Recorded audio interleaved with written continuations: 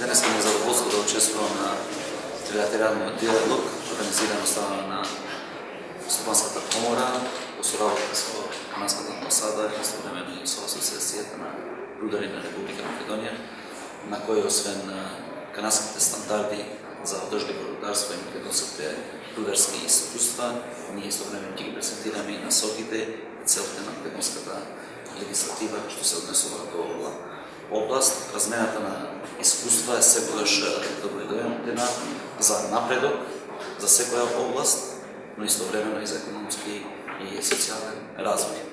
Целта на македонската легислатива во оваа област е за оптимално да ги искористиме сите минерални суровини, но треба да се има предвид дека тие треба да бидат согласно со начелата за одржлив развој и потполно во заштита на животната средина. Ние, значи, ги поддржуваме ваквите настани, за да дискутираме отворено за тоа што не брига како граѓани, како институции, но истовремено треба да имаме предвид дека само преку вакви настани ние можеме да креираме подобра регулатива, но истовремено да ги соопштиме на граѓаните тоа што е бенефит и што каде ние треба да се поправиме и со легислатива, но истовремено и со инспекции за цел да го заштитиме животот на граѓаните и да го заштитиме средината. The Government of Canada supports the Republic of Macedonia's reform efforts, and we are committed to strengthening our. Владата на Канада ја поддржува Република Македонија во нејзините напори за реформски процеси и ние сме посветени на зајакнување на нашите билатерални односи, вклучително преку трговија и инвестиции. Македонија е среќна што има пристап до минерални суровини кои, доколку мудро се користат, може да го зголемат стандардот на живење на сите македонци. Силно верувам дека одговорното рударство може да одигра важна улога во одржливиот економски раст и општествениот развој на Македонија. Канада има одлична репутација во светот како бизнис лидер во користење на напредна рударска технологија и иновативен пристап во развојот и управувањето со рудниците. Очекувањето на владата на Канада се дека канадските рударски компании и компаниите кои се занимаваат со истражување на минералните ресурси ќе ги промовираат канадските вредности и дека во нивното работење во странство ќе ги применуваат највисоките етички стандарди. Ние воспоставивме бројни мерки за да се осигураме во тоа.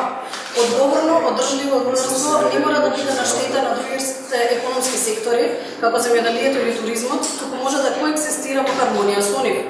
Канадските рударски компании може да одиграат силна водачка улога, демонстрирајќи високи стандарди, примена на одговорни практики за заштита на животната средина и општествената заштита и транспарентна комуникација во нивните проекти во Македонија.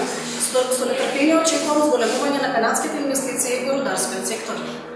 Јас би сакал во името на Македонската асоциација за рударство да го поздравам овој настан денес, особено да и се заблагодарам на амбасадорката од Канада во Република Србија, која покрива и Република Македонија, со нејзините стручњаци за поддршката на овој настан. И мислам дека Канада, како општо позната, како една од најразвиените земји во светот, а најразвиена во рударскиот сектор, која има разработено и методи и методологии и за истражување и за преработка на разни руди,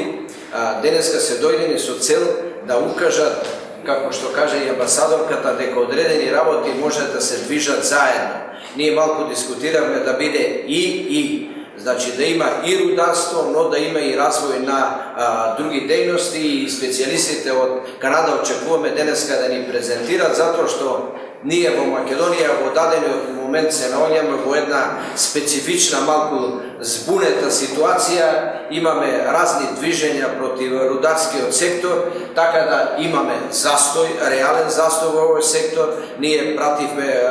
прилично негативни пораки до инвеститорите кои треба да дојдат во Македонија и со вакви настани овој и другите што ќе следуваат, веројатно треба да се разјасни ситуацијата, да видиме како да направиме и кој е најправилниот пат кој треба да го завземеме за да се избориме за подобра иднина на жителите, овие жители кои живеат во Македонија, има едва 2 милиона. Уште еднаш благодарам на организацијата, на нивната иницијатива и на поддршката, и денеска очекуваме да чуеме охрабрување за нас кои се бавиме со рударство во Македонија.